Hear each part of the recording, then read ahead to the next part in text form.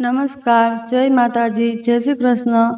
તલાક, હું તને તલાક આપું છું। નિશા ઓરડાની ઊંડી શાંતિમાં મારા શબ્દો ઝેરની જેમ ઓગળી ગયા।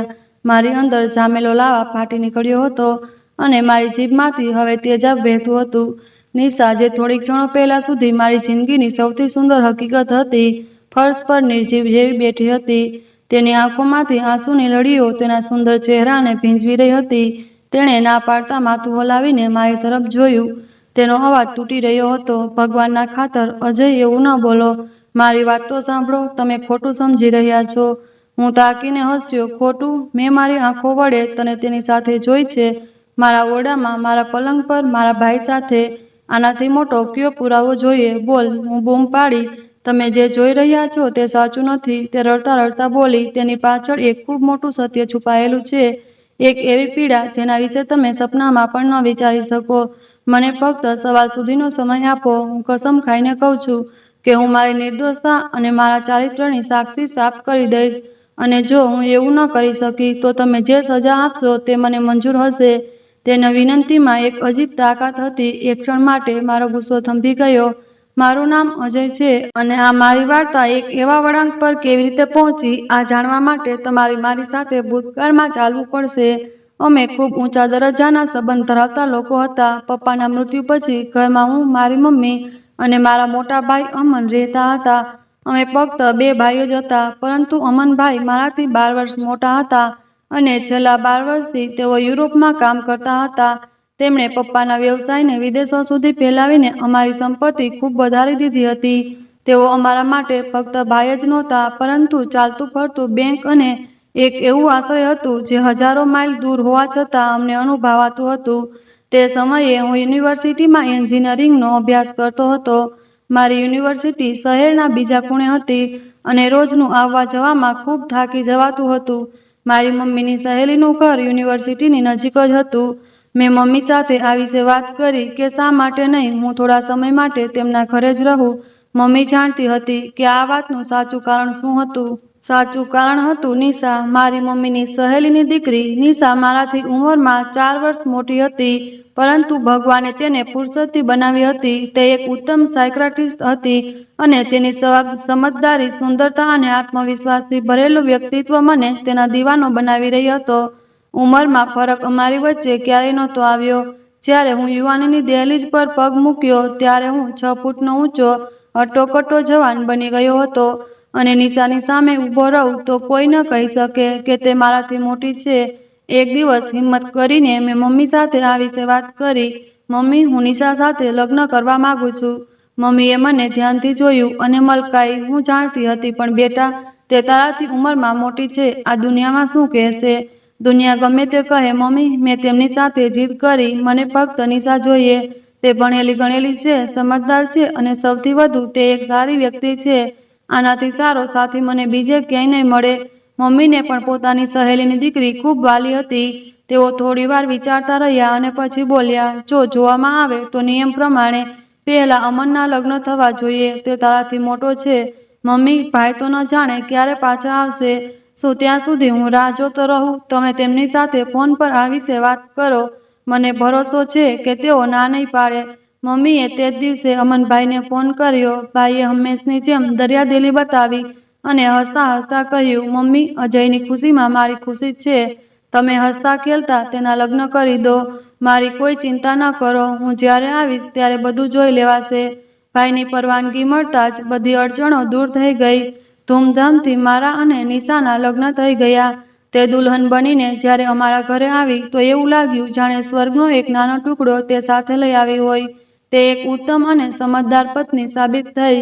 તેણે ઘરે આવતા જ ઘરને એવી રીતે સંભાળી લીધું જાણે વર્ષોથી અહીં રહેતી હોય। મમ્મીની સેવા એવી રીતે કરતી જાણે તે તેમની સગી દીકરી હોય। તેણે પોતાની હોસ્પિટલની નોકરી પણ ચાલુ રાખી હતી અને ઘર અને બહારની જવાબદારીઓ પણ ખૂબ સારી રીતે નિભાવી રહી હતી। હું તેના પ્રેમમાં દિવસે ને દિવસે ડૂબતો જતો હતો। મેં નક્કી કરી લીધું હતું કે જેવું મારું એન્જિનિયરિંગ પૂરું થશે, હું તેના માટે શહેરની સૌથી મોટી માનસિક રોગની હોસ્પિટલ બનાવીને તૈયાર કરાવીશ। અમારા લગ્ન જીવન સપનાની જેમ પસાર થઈ રહ્યું હતું। 6 મહિના આંખના પલકારામાં પસાર થઈ ગયા। અમે અમારી નાની દુનિયામાં ખૂબ ખુશ હતા। પછી એક દિવસ અમનભાઈનો ફોન આવ્યો। મમ્મી, હું આવતા અઠવાડિયે ભારત આવું છું. હંમેશ માટે આ સમાચાર સાંભળીને ઘરમાં ખુશીની લહેર દોડી ગઈ. મમ્મીની તો જાણે દિવાળી થઈ ગઈ, પરંતુ સૌથી વધુ ખુશ અને ઉત્સાહથી ભરેલી મારી પત્ની નિશા હતી. તેની આંખોમાં એવી ચમક હતી જે મેં પહેલા ક્યારેય નહોતી જોઈ. તે બાળકોની જેમ ખુશીથી ઝૂમી રહી હતી. સાચું અજય, અમનભાઈ આવે છે. તેણે મારી પાસે વારંવાર આ વાતની ખાતરી કરી. તેની ખુશી જોઈને મને આનંદ થયો. મને લાગ્યું તે આખરે તે તેના જેઠ છે અને સાથે તેના મિત્ર જેવા પણ. બાળપણમાં અમે બધા સાથે રમ્યા છીએ. બંને વચ્ચે મિત્રતાનો એક ગાઢ સંબંધ હતો. હું તેની આ અપાર ખુશીને આ સંબંધનું નામ આપીને નિશ્ચિત થઈ ગયો. પરંતુ મને શું ખબર હતી કે આ ખુશી મારી જિંદગીમાં આવનારા તોફાનની આહટ છે અને એક ખૂબ મોટી મુસીબત સાબિત થશે. ભાઈના આવવાનો દિવસ જેમ જેમ નજીક આવતો હતો, નિશાની ખુશી અને બેચેની વધતી જતી હતી. તે કોઈ અલગ જ દુનિયામાં ખોવાયેલી હતી. તેણે ભાઈનો ઓરડો પોતાની દેખરેખ હેઠળ સારી રીતે તૈયાર કરાવ્યો. પડદાના રંગથી લઈને બેડશીટના ડિઝાઇન સુધી દરેક વસ્તુ તેણે પોતે પસંદ કરી અને સજાવી. હું તેને જોતો તો મને તેના પર પ્રેમ પણ આવતો અને આશ્ચર્ય પણ થતું. નિશા, તું આટલું બધું ધ્યાન રાખે છે? મમ્મી કરતાં પણ વધુ તું ખુશ લાગે છે, મેં એક દિવસ તેને ચીડવતા કહ્યું. જ્યારે તે ભાઈના ઓરડામાં ફૂલો સજાવી રહી હતી, તે પલટી અને તેના ચહેરા પર એક મનમોહક સ્મિત હતું. ખુશ ન થાવ, અમનભાઈ 12 વર્ષ પછી આવે છે. તેઓ ફક્ત મારા મિત્ર જ નથી, પણ મારા જેઠજી પણ છે. તમને ખબર નથી કે અમે કેટલો સમય સાથે ગાળ્યો છે. મને તો ભરોસો જ નથી થતો કે તેઓ હંમેશ માટે પાછા આવે છે. તેની વાત કરવાની રીતમાં એટલી નિષ્કપટતા અને સચ્ચાઈ હતી કે મારા દિલમાં ઉઠેલો હળવો શંકાનો વિચાર પણ ત્યાં જ સમાપ્ત થઈ ગયો. મેં સ્મિત સાથે તેને મારી નજીક ખેંચી. ઠીક છે બાબા, ઠીક છે. હું તો મજાક કરતો હતો. તું જે પણ કરીશ ભાઈને ગમશે જ. આખરે તે દિવસ આવી ગયો જ્યારે અમારે ભાઈને લેવા એરપોર્ટ જવાનું હતું. મમ્મીની ખુશી ખૂબ વધી ગઈ હતી. તેમના આંસુ રોકાવાનું નામ જ નહોતા લેતા. હું ગાડી ચલાવતો હતો અને નિશા મારી બાજુની સીટ પર બેઠી હતી. તેની નજર બેચેનીથી રસ્તા પર હતી. એરપોર્ટ પર રાહ જોવાની ક્ષણો ખૂબ ભારે હતી. જેવા જ મુસાફરો એરપોર્ટમાંથી બહાર આવવા લાગ્યા, અમારી નજરો દરવાજા પર જામી ગઈ અને પછી તેઓ દેખાયા.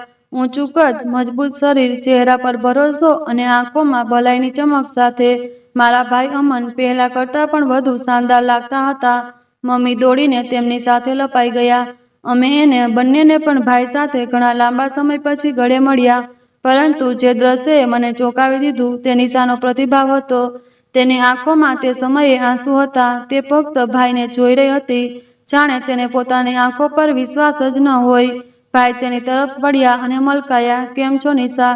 તું તો બિલકુલ બદલાઈ ગઈ નથી. નિશાએ ભીના અવાજે કહ્યું. હું ઠીક છું ભાઈ. તમને પાછા જોઈને મને ખૂબ ખુશી થઈ રહી છે. તેના અવાજમાં એક એવો અપનાપનો હતો જે મને થોડો અજીબ લાગ્યો. મેં પોતાને સમજાવ્યું કે કદાચ બાળપણની મિત્રતા આટલી જ ગાઢ હોય છે. જ્યારે અમે સામાન લેવા ટ્રોલી પાસે પહોંચ્યા તો તેમના બેગ વચ્ચે એક વસ્તુ ખૂબ અલગ લાગી. એક જૂના પ્રકારનું લાકડાનું સંદૂક, જેના પર સંદૂક નકાશી કરેલી હતી, પરંતુ તે ઘણું જૂનું લાગતું હતું. મેં તેને ઉપાડવા માટે હાથ લંબાવ્યો. ભાઈ, આ હું ઉપાડી લઉં. ભાઈએ તરત જ પોતાનો હાથ આગળ કરીને મને રોકી દીધો. અરે ના ના અજય, તું બાકીનો સામાન જો. આ હું જાતે ઉપાડી લઈશ. તેમાં કેટલીક નાજુક વસ્તુઓ છે. તેમના અંદાજમાં એક અજીબ ગંભીરતા હતી. મેં વધુ ધ્યાન ન આપ્યું અને બાકીનો સામાન ઉપાડીને ટ્રોલીમાં મૂકી દીધો. ઘરે પહોંચ્યા તો ત્યાં ખુશીઓનો માહોલ હતો. બધા નોકરો આમ તેમ દોડી રહ્યા હતા. ઘરે ભાઈની બધી મનપસંદ ખાવાની વસ્તુઓ તૈયાર કરવામાં આવી હતી અને તે બધાની દેખરેખ નિશા જાતે જ કરી રહી હતી. હું ખુશ હતો કે મારી પત્ની મારા ઘરવાળાઓનું આટલું ધ્યાન રાખે છે, પરંતુ તેના ધ્યાન રાખવાનો અંદાજ થોડો અલગ હતો. રાત્રે ખાવા પછી જ્યારે બધા પોતપોતાના ઓરડામાં ગયા, ત્યારે હું ભાઈ સાથે થોડી વાત કરવા અને તેમના ઓરડામાં ગયો. ત્યાં તેઓ બેડ પર બેઠા હતા અને તેમની સામે તે જ લાકડાનું સંદૂક ખુલ્લું પડ્યું હતું.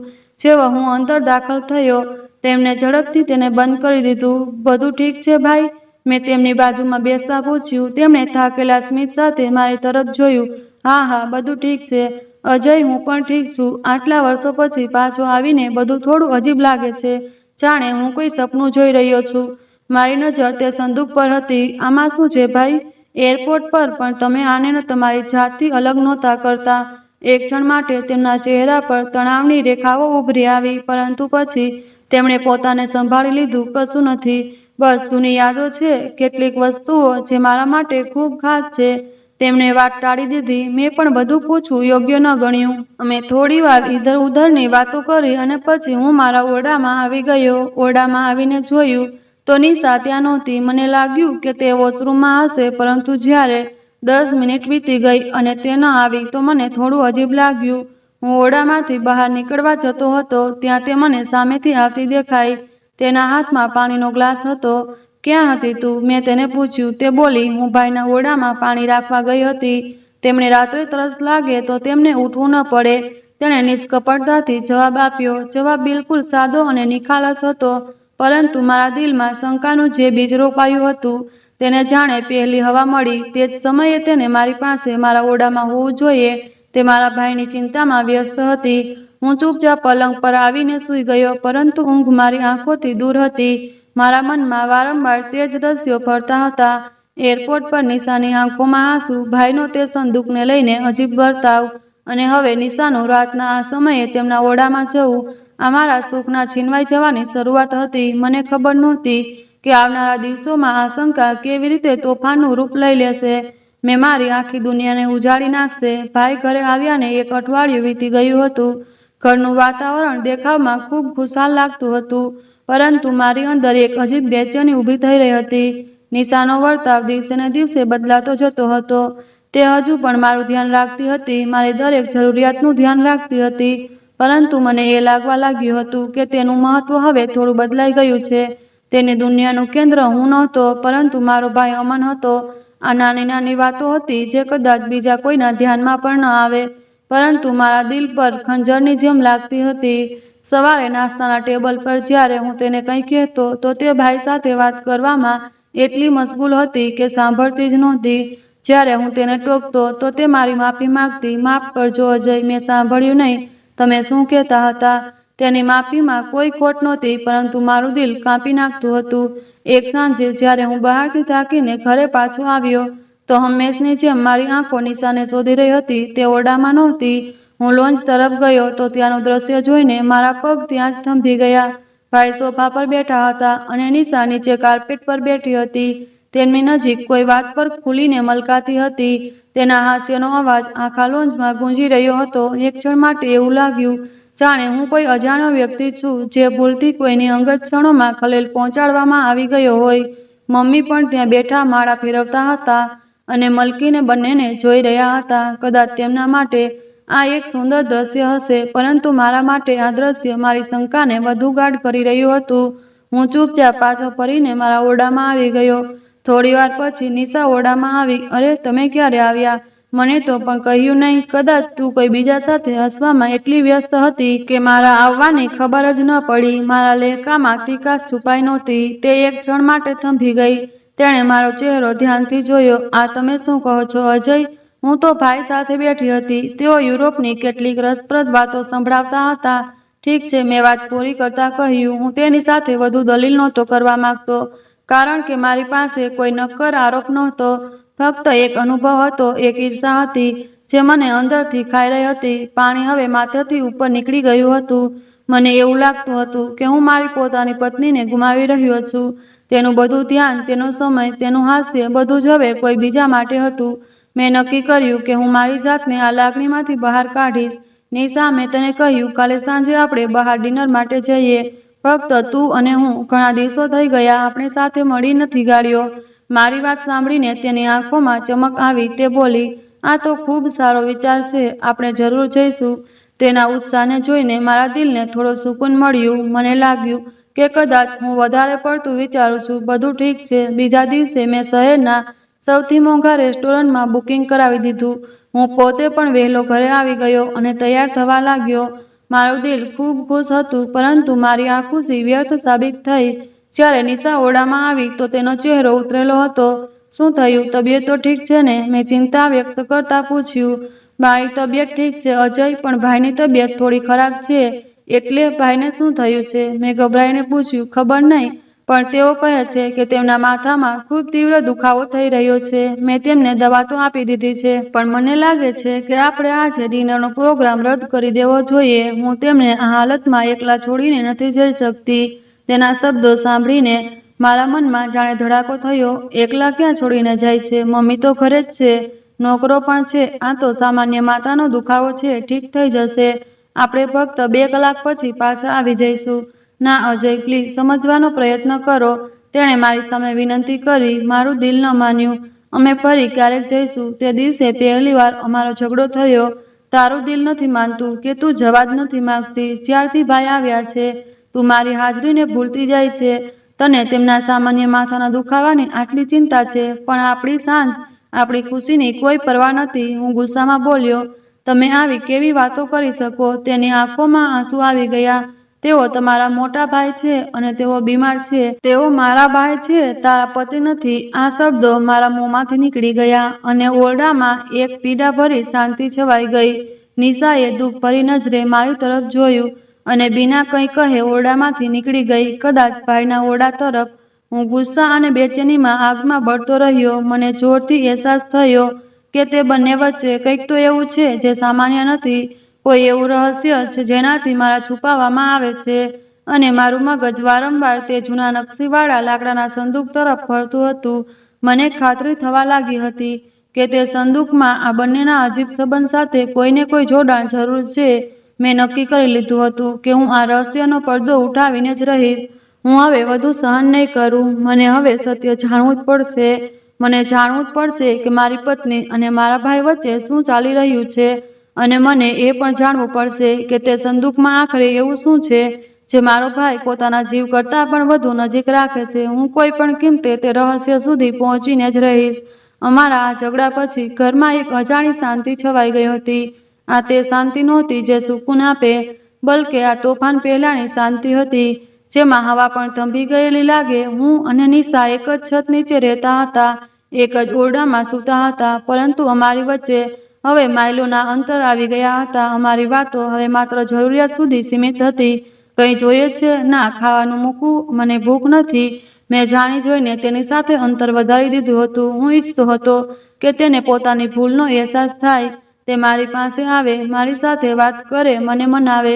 પરંતુ એવું કંઈ થયું નહીં. તે પણ પોતાની દુનિયામાં ખોવાયેલી હતી. તેનો સવાર ભાઈની ચા સાથે શરૂ થતો અને રાત તેમના ઓરડાની લાઇટ બંધ કરવા સાથે પૂરી થતી. હવે હું નાની નાની વાતો પર તેની સાથે ઝઘડવા લાગ્યો હતો. મને મારા પોતાના વર્તનથી નફરત થતી હતી, પરંતુ મારી અંદરની આગ મને આવું કરવા મજબૂર કરતી હતી.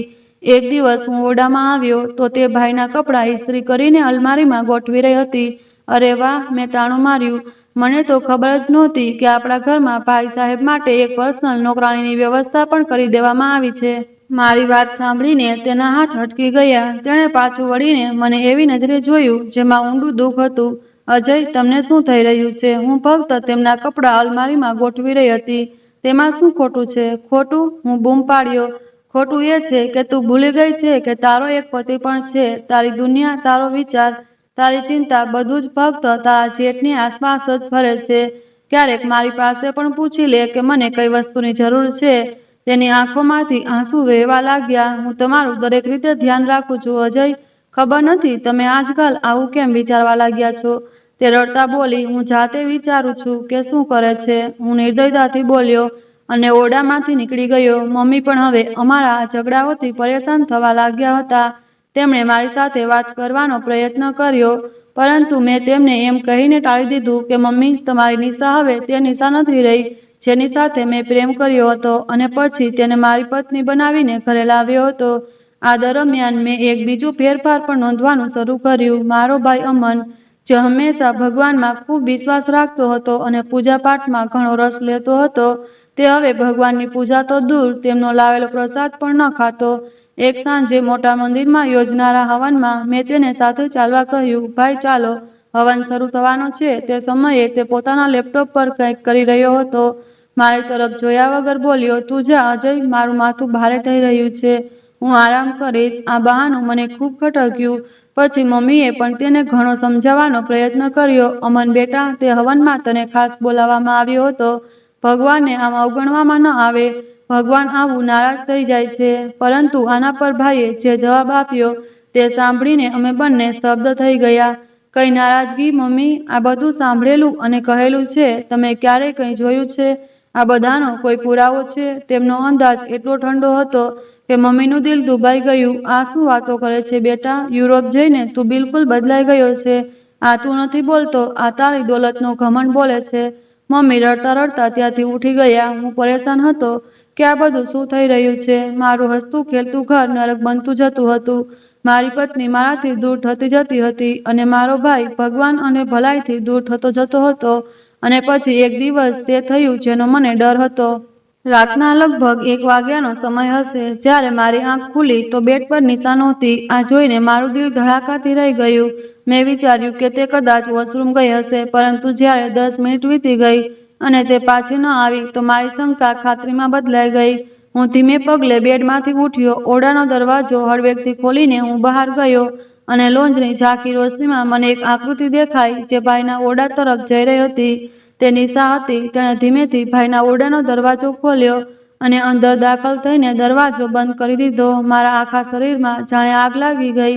મારું દિલ ઈચ્છતું હતું કે હું હમણાં આ દરવાજો તોડીને અંદર જાઉં અને બંનેને સવાલ કરું, પરંતુ હું મારી જાતને રોકવા લાગ્યો. હું તેમને રંગે હાથે પકડવા માંગતો હતો. હું નંગા પગે ચાલતો તેના દરવાજા સુધી પહોંચ્યો અને કાન લગાવીને અંદરના અવાજો સાંભળવાનો પ્રયત્ન કરવા લાગ્યો. પરંતુ અંદર સંપૂર્ણ શાંતિ હતી. ન કોઈના બોલવાનો અવાજ, ન કોઈ બીજી આહટ. આ શાંતિ તો વધુ ખતરનાક હતી. મારું મન ગંદા વિચારોથી ભરાઈ ગયું. હું સમજી નહોતો શકતો કે અંદર ન જાણે શું થઈ રહ્યું હશે. શું તે બંને? હું તેનાથી આગળ વિચારી પણ ન શક્યો. મારા હાથ કાંપતા હતા અને કપાળ પર પરસેવો થઈ ગયો. 10 મિનિટ, 15 મિનિટ, અડધો કલાક, સમય જાણે થંભી ગયો હતો. હું ત્યાં દરવાજાની બહાર જીવતી લાશની જેમ ઊભો હતો. પછી દરવાજો ખુલવાનો હળવો અવાજ આવ્યો અને હું ઝડપથી દિવાલની આડમાં છુપાઈ ગયો. નિશા ઓરડામાંથી બહાર નીકળી અને પછી તેઓ પોતાના ઓરડા તરફ ચાલી ગઈ. તેના જવા પછી હું નિર્જીવ પગલાઓ સાથે મારા ઓરડામાં આવ્યો અને સોફા પર ઢળી પડ્યો. નિશા બેડ પર આવીને એવી રીતે સૂઈ ગઈ જાણે કંઈ થયું જ ન હોય. તેને લાગ્યું હશે કે હું બાથરૂમમાં છું, પરંતુ મારી અંદર તોફાન ઉઠી રહ્યું હતું. આજે રાતે હું સૂઈ ન શક્યો. મારા મનમાં વારંવાર એક જ સવાલ ફરતો હતો. આખરે તે અડધી રાતે મારા ભાઈના ઓરડામાં શું કરવા ગઈ હતી? તે પછી મારું અસ્તિત્વ શંકાની દિમકથી ખાઈ ગયેલું એક ખોખલું ઝાડ બની ગયું હતું. હું આખો દિવસ કામ પર ધ્યાન આપ્યા વગર ઢગલાબંધ ભૂલો કરતો રહેતો અને રાતે જાગીને નિશાની હરકત પર નજર રાખતો. તે મારી આ હાલતથી બેખબર હતી કે પછી પોતાની દુનિયામાં એટલી ખોવાયેલી હતી કે તેને કાંઈ જ દેખાતું નહોતું. તેણે 1-2 વાર મારી સાથે વાત કરવાનો પ્રયત્ન કર્યો. અજય, તમે મારાથી નારાજ છો?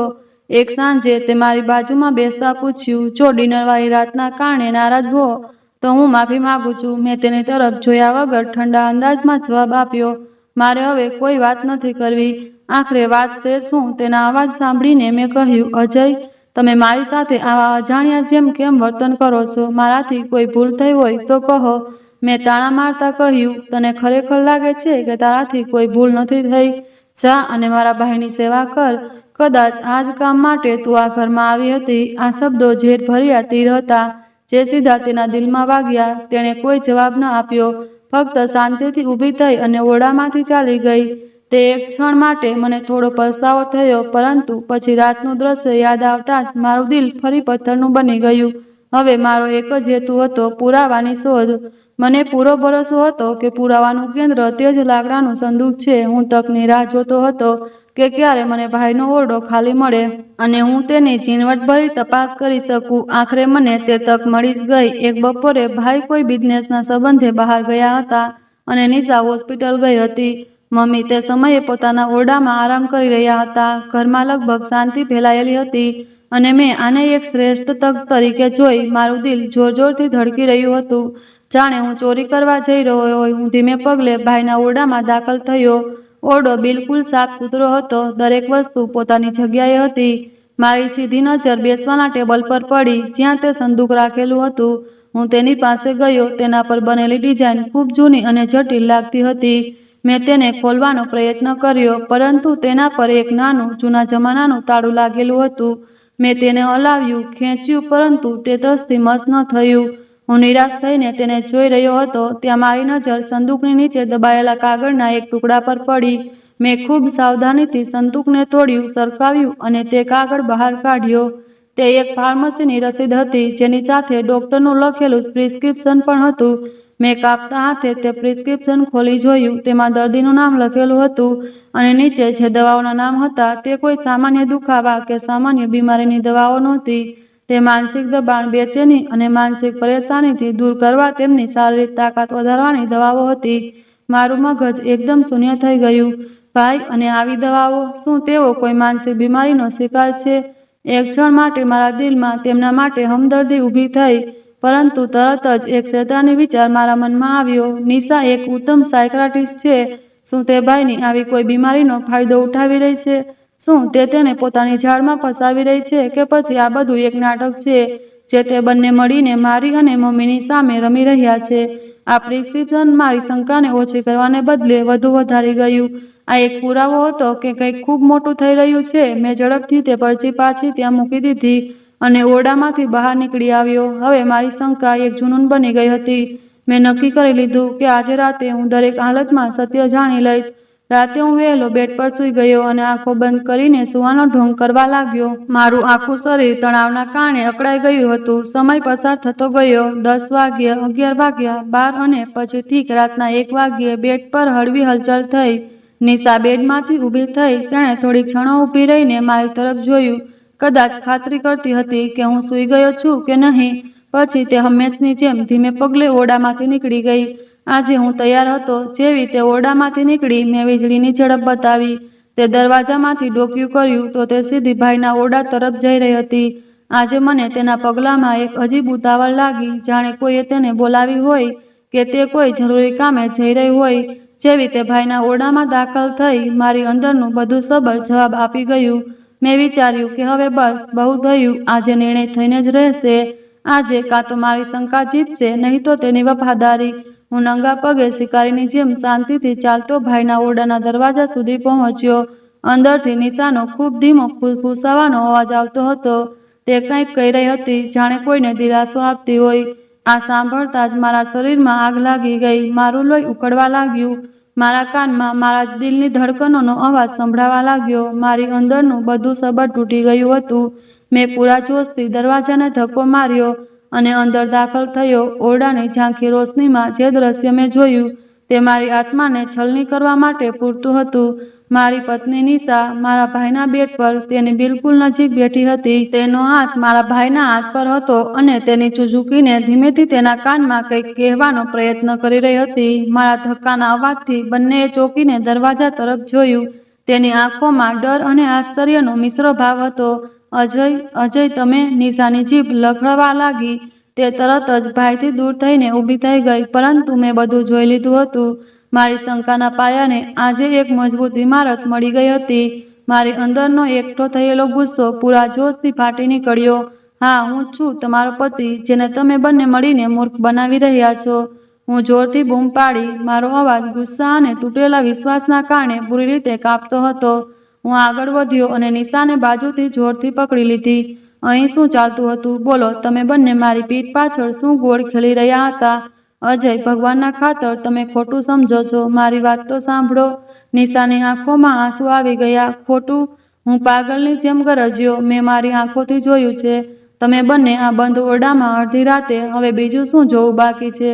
હું વિચારતો હતો કે તું ભણેલી ગણેલી છે, સભ્ય સ્ત્રી છે, મને પ્રેમ કરે છે, વફાદાર રહેશે. પરંતુ તું તો બદચલન નીકળી. મારા જ ભાઈ સાથે, મારા જ ઘરમાં. મારા શબ્દો ઝેરમાં ડૂબેલા હતા. ભાઈ, જેઓ અત્યાર સુધી શાંતિથી આ બધું જોઈ રહ્યા હતા, બેડમાંથી ઊભા થઈને અમારી પાસે આવ્યા. તેમનો ચહેરો સફેદ પડી ગયો હતો. અજય, બસ કર. તું જે સમજે છે એવું કાંઈ નથી. મેં તેમના પર નફરતભરી નજર નાખી. તું વચ્ચે ન બોલ. મને શરમ આવે છે તને મારો મોટો ભાઈ કહેતા. મેં મારી પીઠમાં છરો ભૂંક્યો છે, જેની હું આટલી ઇજ્જત કરતો હતો, જેને હું પિતા સમાન માનતો હતો. તે મારી ઇજ્જત, મારો ભરોસો બધું માટીમાં મેળવી દીધું. મારો ગુસ્સો બેકાબૂ થઈ રહ્યો હતો. હું નિશા પર હાથ ઉપાડવા આગળ વધ્યો, પરંતુ તે પહેલાં ભાઈએ આગળ વધીને મારો હાથ મજબૂતીથી પકડી લીધો. તેના પર હાથ ન ઉપાડ. તેમના અવાજમાં એક અજીબ તીવ્રતા હતી. આની કોઈ ભૂલ નથી. હું તને બધું કહી દઈશ. તે કંઈક વધુ કહે તે પહેલા નિશા તેમની સામે આવી ગઈ. તેણે આંસુથી ભીની આંખોથી ભાઈ તરફ જોયું અને બોલી, તમે કંઈ પણ નહીં કહો ભાઈ, કંઈ પણ નહીં. જ્યાં ભરોસો ન હોય, જ્યાં સંબંધનો પાયો શંકા પર રાખવામાં આવે, ત્યાં સફાઈ આપવાનો કોઈ ફાયદો નથી. પછી તે મારી તરફ વળી. તેની આંખોમાં વિનંતી નહોતી, પરંતુ એક અજીબ મજબૂતી હતી. તમે જે કરવું હોય તે કરો, પરંતુ તમે મારા ચરિત્ર પર સવાલ ન ઉઠાવી શકો. ભરોસો, ચરિત્ર. હું પાગલની જેમ હસવા લાગ્યો. આ શબ્દો તારા મોંમાંથી સોંપતા નથી. મેં તને રંગે હાથે પકડી છે. હું તેને બાજુથી ખેંચતો ઓરડામાંથી બહાર લઈ આવ્યો. ચાલ મારી સાથે. હવે એક પળ પણ તું આ ઘરમાં નહીં રહે. હું તેને ખેંચતો અમારા ઓરડામાં લઈ આવ્યો અને દરવાજો અંદરથી બંધ કરી દીધો. મમ્મી કદાચ અવાજ સાંભળીને જાગી ગયા હતા અને બહારથી દરવાજો ખટખટાવી રહ્યા હતા. દરવાજો ખોલ અજય બેટા, મારી વાત તો સાંભળ. બસ મમ્મી, મેં બૂમ પાડીને કહ્યું. આ સ્ત્રીની હવે તરફદારી ન કરો. આજે કોઈ નહીં બોલે. આજે ફક્ત હું બોલીશ. નિશા તરફ વળ્યો. બસ નિશા, હવે બહુ થયું. હું હવે તને વધુ સહન નહીં કરી શકું. હું હવે તને છૂટાછેડા આપીશ. મેં આ શબ્દો પૂરા પણ નહોતા કર્યા કે તેણે દોડીને મારા મોં પર હાથ મૂકી દીધો. તેની આંખોમાંથી આંસુઓનો સહેલાબ વહી રહ્યું હતું. ના, ભગવાનના ખાતર આ અન્યાય ન કરો. તે મારી સામે હાથ જોડીને બેસી ગઈ. હું તમારી પાસે કંઈ નથી માંગતી. હું સફાઈ પણ નહીં આપું. બસ મને એક રાતની મહેનત આપી દો. ફક્ત કાલ સવાર સુધીનો સમય આપી દો. મહેનત શેના માટે? મેં નફરતથી પૂછ્યું. એક નવું જૂઠ, એક નવી વાર્તા ઘડવા માટે? તે તૂટેલા અવાજમાં બોલી, હું તો પોતાને સાચી સાબિત કરીશ. હું તમને તે સત્ય બતાવીશ જે તમે તમારી આંખોથી જોઈને પણ નથી સમજી શક્યા. જો સવાર સુધી હું મારી નિર્દોષતા સાબિત ન કરી શકું, તો હું ચૂપચાપ અહીંથી ચાલી જઈશ. તમારે તલાક આપવાની મહેનત પણ નહીં કરવી પડે. તેના અવાજમાં કંઈક એવું હતું, કોઈ એવી સચ્ચાઈ હતી જેણે મારા ઉઠતા પગલાંને એક ક્ષણ માટે રોકી દીધા. રાતના 2 વાગી રહ્યા હતા. સવાર થવામાં હજુ 3-4 કલાક બાકી હતા. મારી અંદર એક ખૂણો હજુ બાકી હતો. મગજ કહેતું હતું કે આ બધું એક બીજી ચાલ છે, જ્યારે દિલનો એક ભાગ કહેતો હતો કે કદાચ મારે તેને આ છેલ્લી તક આપવી જોઈએ. મેં એક લાંબો થાકેલો શ્વાસ લીધો અને કહ્યું, ઠીક છે, ફક્ત સવાર સુધી. પણ યાદ રાખ, જો આ પણ તારું કોઈ નાટક નીકળ્યું, તો મારાથી ખરાબ કોઈ નહીં હોય. તે કંઈ પણ ન બોલી, ફક્ત આંસુ વહાવતી રહી. હું જઈને સોફા પર ઢળી પડ્યો. તે બેડ પર સિસકીઓ લેતી સૂતી રહી. ઓરડામાં મૃત્યુ જેવી શાંતિ હતી. ફક્ત દિવાલ પર લાગેલી ઘડિયાળની ટીક ટીકનો અવાજ હતો, જે દરેક પસાર થતી સેકન્ડ સાથે મારા નિર્ણયનો સમય નજીક આવી રહ્યો હતો.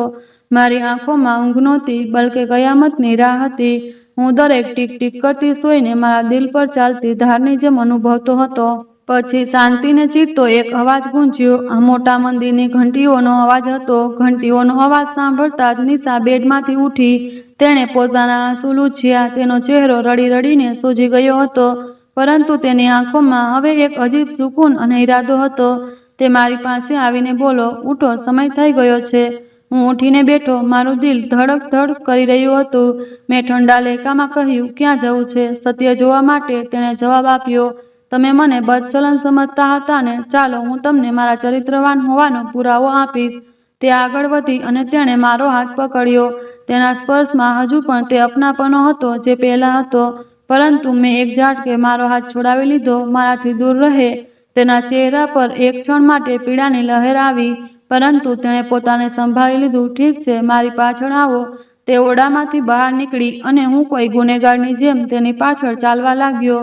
મમ્મી કદાચ હજુ જાગતા હતા. તેઓ પોતાના ઓરડામાંથી બહાર નીકળ્યા અને અમને ચિંતામાં જોવા લાગ્યા. નિશાએ તેમને આંખોથી દિલાસો આપવાનો પ્રયાસ કર્યો. સીધી ભાઈના ઓરડા તરફ આગળ વધી. મારું દિલ કોઈ અનહોનીના ડરથી કાંપી રહ્યું હતું. ખબર નહીં અંદર કયું દ્રશ્ય મારી રાહ જોતું હતું. નિશાએ દરવાજા પર ટકોર ન કરી, ફક્ત ધીમેથી દરવાજો ખોલ્યો અને અંદર દાખલ થઈ. હું પણ તેની પાછળ અંદર ગયો. મમ્મી પણ અમારી પાછળ આવી ગયા હતા. ઓરડાના અંદરનું દ્રશ્ય જોઈને મારા પગ નીચેથી જમીન ખસી ગઈ. મારા હોશ હવાસ જવાબ આપી ગયા. મેં જે જોયું તેના પર વિશ્વાસ કરવો મારા માટે અશક્ય હતો.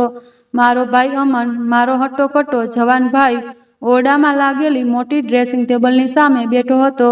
તેણે સ્ત્રીઓના કપડાં, એક લાંબો ગાઉન પહેરેલો હતો. તેના માથે લાંબા વાળની વીક લાગેલી હતી અને તે પોતાના ચહેરા પર મેકઅપ લગાવી રહ્યો હતો. તેના હાથમાં લિપસ્ટિક હતી, જેને તે પોતાના હોઠ પર લગાવવાનો પ્રયત્ન કરી રહ્યો હતો. તે તેની દરેક હરકત હકીકતને છુપાવવા માટે ખૂબ મુશ્કેલ હતી. તે અમન લાગતો જ નહોતો. કોઈ બીજી વ્યક્તિ દેખાતી હતી. હું સ્તબ્ધ થઈને નિર્જીવ પુતળાની જેમ તેને જોતો રહ્યો. ત્યારે નિશા આગળ વધી અને તે જ નાના જૂના સંદૂકમાં ગઈ અને જેને હંમેશા ભાઈના બેડની નજીક રાખેલું જોયું હતું. તેણે ભાઈના હાથમાંથી એક નાની ચાવી લીધી અને મારી તરફ જોયું. અજય, તમે હંમેશા આ સંદૂક વિશે જાણવા માંગતા હતા ને? તમને લાગતું હતું કે આમાં મારા અને ભાઈના નાજાયજ સંબંધના પુરાવા છે. લો, ખોલીને જુઓ, આમાં શું છુપાયેલું છે. મેં કાપતા પગલે આગળ વધ્યો. ડરતા ડરતા મેં સંદૂકનું ઢાંકણું ઉઠાવ્યું. અંદરનું દ્રશ્ય જોઈને મારી બાકી રહેલી શંકા પણ મરી ગઈ. સંદૂક પ્રેમની ચિઠ્ઠીઓ કે ભેટોથી નહોતું ભરેલું, બલકે સ્ત્રીઓના કપડાં, વિવિધ રંગોની વિગ, મેકઅપનો સામાન અને કેટલીક જૂની તસવીરોથી ભરેલું હતું. આ બધું શું છે? મારો અવાજ મારા ગળામાં જ દમ તોડી ગયો હતો. ત્યારે મમ્મી આગળ વધ્યા. તેમની આંખો શરમથી નીચે ઝૂકી ગઈ. તું જેના પર શંકા કરતો હતો અજય, તે નિશાનો સગો ભાઈ છે. તારો સગો ભાઈ નથી. આ એક બીજો ધડાકો હતો. હું સવાલીય નજરે મમ્મી તરફ જોવા લાગ્યો. મમ્મીએ રડતા રડતા કહ્યું, જ્યારે આ નાનો હતો ત્યારે મેં તને મારી સહેલી પાસેથી દત્તક લીધો હતો, કારણ કે મારી પાસે કોઈ સંતાન નહોતું. લોકો મને તાના મારતા હતા કે મને બાંજ કહેતા હતા. મારા સાસરીઓ મારો તલાક કરાવવા પર તુલી ગયા હતા અને બસ મારા લગ્ન જીવનને બચાવવા માટે મારી સૌથી નજીકની સહેલીએ આ ખૂબ મોટો ત્યાગ આપ્યો. નિશા આનાથી થોડા વર્ષ નાની છે અને તેના થોડા વર્ષો પછી તું પણ જન્મ્યો. મેં અમનને હંમેશા મારા સગા દીકરાની જેમ જ ઉછેર્યો, પરંતુ હું લોભમાં આવીને એક ખૂબ મોટો ગુનો કરી બેઠી. જ્યારે આ ફક્ત 18 વર્ષનો હતો ત્યારે મેં પૈસાના લોભમાં આને યુરોપ મોકલી દીધો.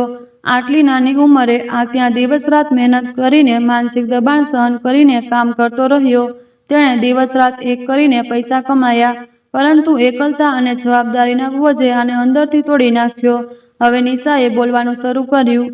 તેના અવાજમાં એક ડોક્ટરની ગંભીરતા અને એક બહેનનું દર્દ હતું. માનસિક દવાઓ અને ગાઢ ડિપ્રેશનના કારણે ભાઈએ પોતાના વ્યક્તિત્વને જ દબાવી દીધું.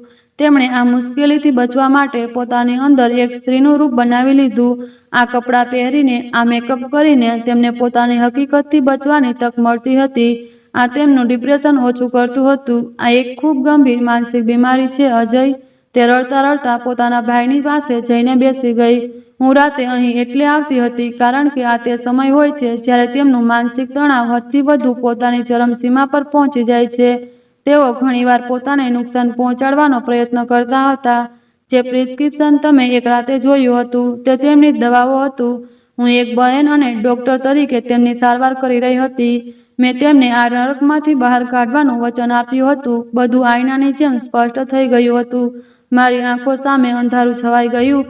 મારો દરેક ભ્રમ, દરેક ગુમાન, બધું કેટલું ઘૃણાસ્પદ અને બાલિશ હતું. મેં મારી દયાળુ અને પવિત્ર પત્ની પર ન જાણે શું શું આરોપ લગાવ્યા હતા. મેં તેને મારી, તેને ચરિત્રહીન કહી. હું શરમથી જમીનમાં ગળી જતો હતો. હું લડખડાતો આગળ વધ્યો અને મારી પત્નીના પગે પડ્યો. હે ભગવાન, નિશા, તું મને માફ કરી દે. હું બાળકની જેમ ફૂટી ફૂટીને રડવા લાગ્યો. હું તેના પગેથી ઉઠ્યો અને તેના હાથ પકડી લીધા. હું નથી જાણતો કે હું આંતરો થઈ ગયો. મને માફ કરી દે. હું ફરી નિશાના પગે પડ્યો અને પશ્ચાતાપ અને માફીના આંસુઓથી તેના પગ ભીંજવતો હતો. મારી દુનિયા સંપૂર્ણ ઊંધી થઈ ગઈ હતી.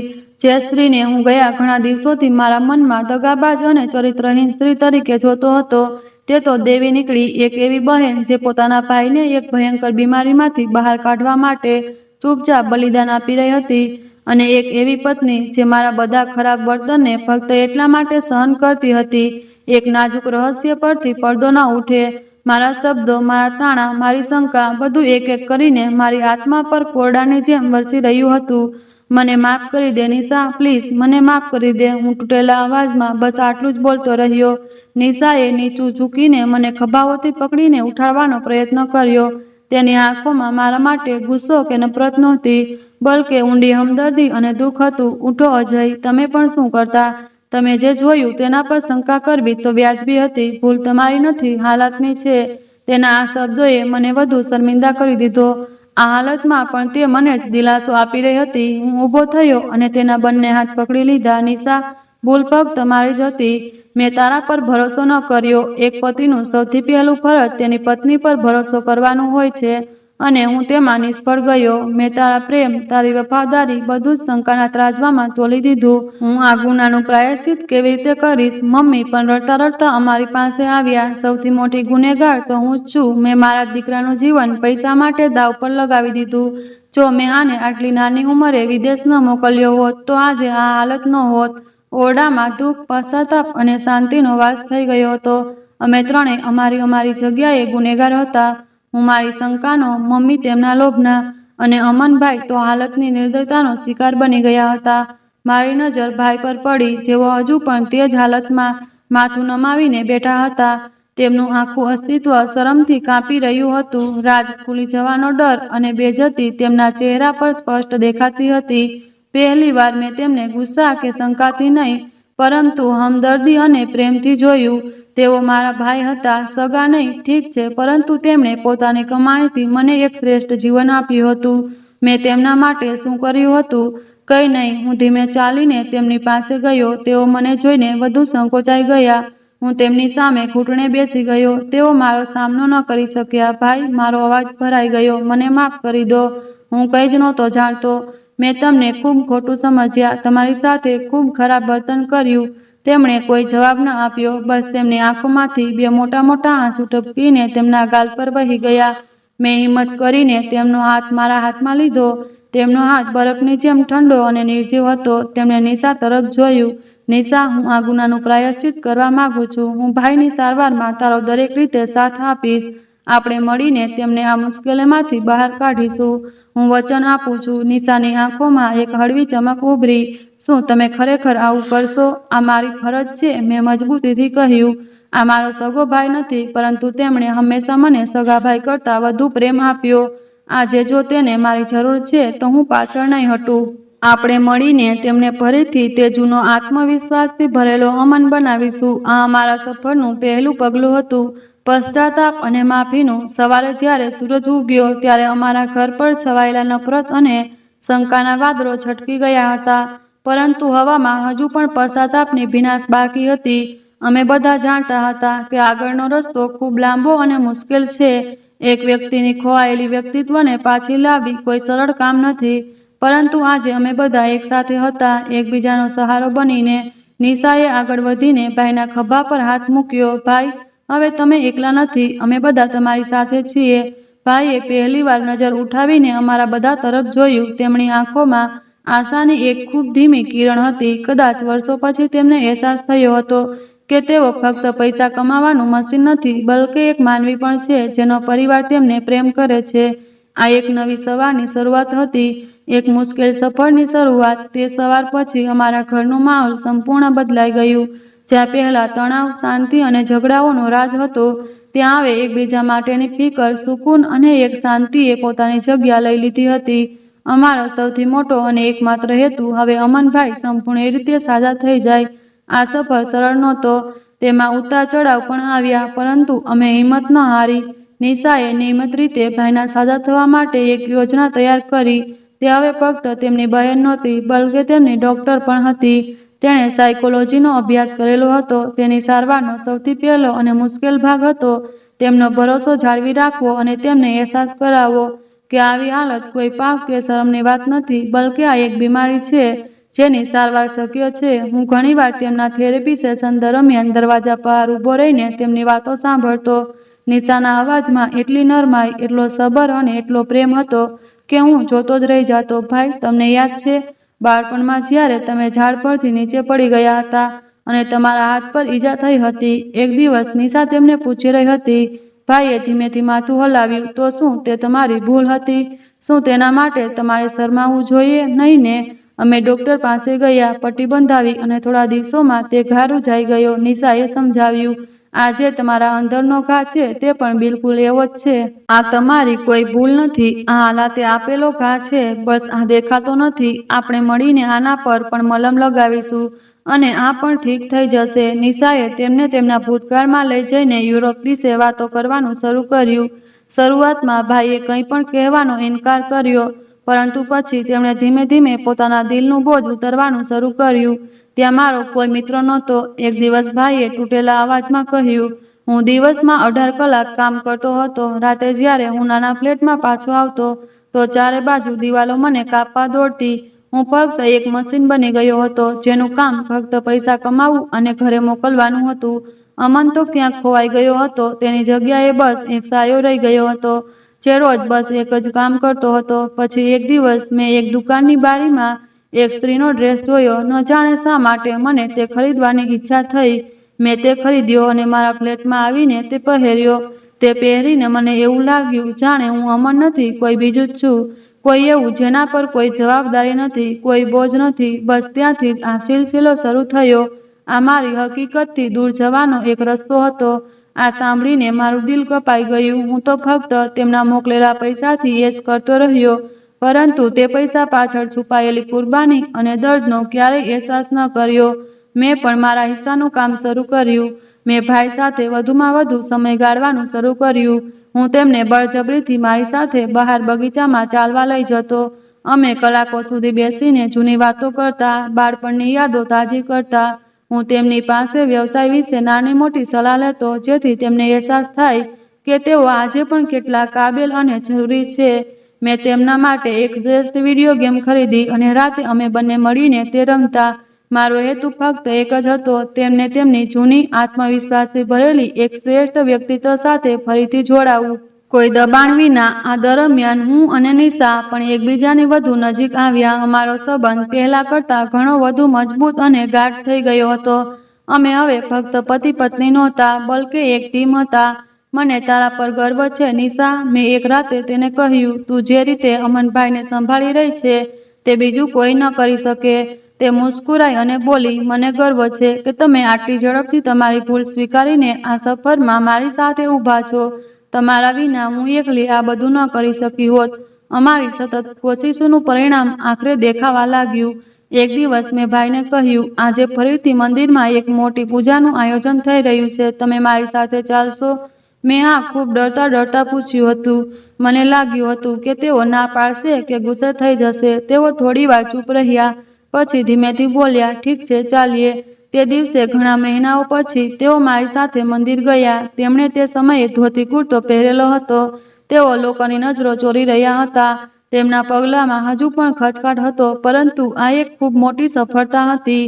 આ એ વાતનો પુરાવો હતો કે તેઓ પોતાના દાયરાની બહાર નીકળવાનો પ્રયત્ન કરી રહ્યા હતા. મેં ભગવાનને પ્રાર્થના કરી અને તેમનો આભાર માન્યો. ભાઈ હજુ સંપૂર્ણ રીતે સાજા નહોતા થયા, પરંતુ તેઓ સારવારના સફર પર ચાલવા લાગ્યા હતા. આશાની એક નાની કિરણ હવે બળતા દીવામાં ફેરવાઈ રહી હતી.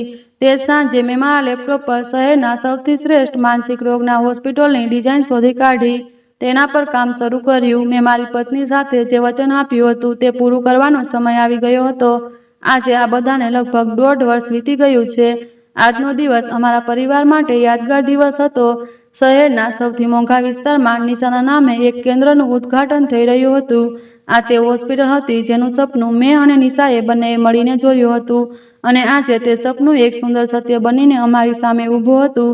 હોસ્પિટલની બિલ્ડિંગ ખૂબ મોટી અને સુકૂનથી ભરેલી હતી, જે લોકોને વધુમાં વધુ આરામ આપવા, તેમની માનસિક સમસ્યાઓને સારી રીતે દૂર કરવા માટે ડિઝાઇન કરવામાં આવી હતી. ઉદ્ઘાટનના કાર્યક્રમમાં શહેરના એકથી એક મોટા નામી લોકો અને મીડિયાના લોકો પણ હાજર હતા. હું અને નિશા સ્ટેજ પર ઊભા રહીને મહેમાનોનું સ્વાગત કરી રહ્યા હતા. મારી નજરો વારંવાર ભીડમાં બે ચહેરાઓને શોધી રહી હતી. મારી મમ્મી, જેઓ પહેલી હરોળમાં બેસીને ખુશીના આંસુઓ સાથે ભગવાનને પ્રાર્થના કરી રહ્યા હતા, અને મારા ભાઈ અમન, જેઓ આજે બિલકુલ અલગ લાગતા હતા. તેમણે એક ખૂબ જ શ્રેષ્ઠ બ્લુ કલરનો સૂટ પહેરેલો હતો. તેમના ચહેરા પર હવે જૂનો ભરોસો અને આત્મવિશ્વાસ પાછા આવી ગયા હતા. તેઓ મહેમાનો સાથે વાતો કરી રહ્યા હતા, હસી રહ્યા હતા, અને તેમની બોડી લેંગ્વેજમાં કોઈ ખચકાટ નહોતો. તેઓ સંપૂર્ણ રીતે સાજા થઈ ગયા હતા. એવું કહેવું કદાચ યોગ્ય નથી, કારણ કે ભૂતકાળના ઘા ક્યારેય સંપૂર્ણ રીતે રૂઝાતા નથી, પરંતુ તેમણે પોતાના ઘાવો સાથે જીવવાનું અને તેના પર કાબૂ મેળવવાનું શીખી લીધું હતું. તેઓ પોતાની હકીકતથી ભાગતા નહોતા, બલ્કે તેને સ્વીકારી લીધી હતી. કાર્યક્રમના હોસ્ટે અમનભાઈને સ્ટેજ પર આવીને થોડા શબ્દો કહેવા માટે બોલાવ્યા. ભાઈ પહેલા તો ગભરાયા, પરંતુ પછી હું અને નિશાએ તેમને હિંમત આપી. તેઓ એક ગહેરો શ્વાસ લઈને માઇકની સામે આવ્યા. હેલો એવરીવન, તેમનો અવાજ આખા હોલમાં ગુંજ્યો. હું આજે અહીં એક બિઝનેસમેનની હેસિયતથી નથી ઊભો, બલકે એક પેશન્ટની હેસિયતથી ઊભો છું. એક એવો પેશન્ટ જેને હાલાતે તોડી નાખ્યો હતો, પરંતુ મારા પરિવારના પ્રેમ અને ભરોસાએ મને ફરીથી છોડી દીધો. તેમણે એક નજર નિશા અને મારી તરફ જોયું. આ હોસ્પિટલનો પાયો ફક્ત ઈંટ અને સિમેન્ટ પર નથી રાખવામાં આવ્યો. આનો પાયો ભરોસો, હિંમત, પ્રેમ અને માફી પર રાખવામાં આવ્યો છે. નિશા અને અજયે મને એક એવું જીવન આપ્યું અને આજથી આ સેન્ટર તે હજારો લોકોને નવું જીવન આપવાનો પ્રયત્ન કરશે, જેઓ શાંતિ અને માનસિક મુશ્કેલીઓનો શિકાર છે. તેમના શબ્દો પર આખો હોલ તાળીઓથી ગુંજી ઉઠ્યો. કાર્યક્રમ પછી જ્યારે મહેમાનો ચાલ્યા ગયા, ત્યારે અમે ચારે હોસ્પિટલની છત પર ઊભા રહીને રાતની ચમકતી રોશનીઓ જોઈ રહ્યા હતા. મને આજે પણ તે રાતની વાત યાદ કરીને શરમ અનુભવાય છે. મેં ધીમેથી નિશાનો હાથ પકડીને કહ્યું, નિશા. એ મારા હાથ પર પોતાનો હાથ મૂક્યો અને કહ્યું, તે રાતને ભૂલી જાઓ. જો તે રાત ન આવી હોત તો કદાચ આજની આ સવાર પણ ક્યારેય ન આવી હોત. તે રાતે આપણને તોડ્યા નથી, બલકે હંમેશા માટે જોડી દીધા છે. જ્યારે શંકાની દિવાલ પડે છે, ત્યારે ભરોસાનો એક મજબૂત પુલ બને છે. મમ્મીએ આગળ વધીને અમને બધાને પોતાની બાહોમાં ભરી લીધા. ભગવાન મારા બાળકોને હંમેશા ખુશ અને સુરક્ષિત રાખે. મેં મારા પરિવારને જોયો. અમે બધા પરીક્ષાની પુટ્ટીમાંથી પસાર થઈને હવે કુંદન બની ગયા હતા. મેં આ સફરમાં ઘણું શીખ્યું હતું. મેં શીખ્યું કે શંકા સંબંધોને દમિકની જેમ ખાઈ જાય છે અને ભરોસો તે પાણી છે જે તેમને જીવંત રાખે છે.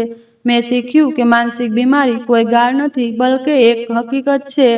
આવા દર્દીઓને આપણી ટીકાઓ નહીં, બલકે આપણા સહારા અને સારવારની જરૂર હોય છે.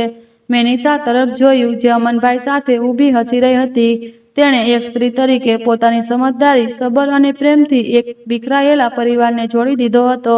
તેણે ના ફક્ત અમનભાઈને નવું જીવન આપ્યું હતું, બલકે શંકા અને ગુસ્સામાં આંધળા બનેલા એક માણસને એક બહેતર માણસ પણ બનાવ્યો હતો.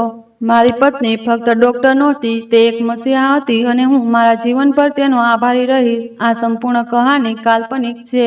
આનો કોઈ વ્યક્તિ, સ્થળ કે વાસ્તવિક ઘટના સાથે કોઈ સંબંધ નથી.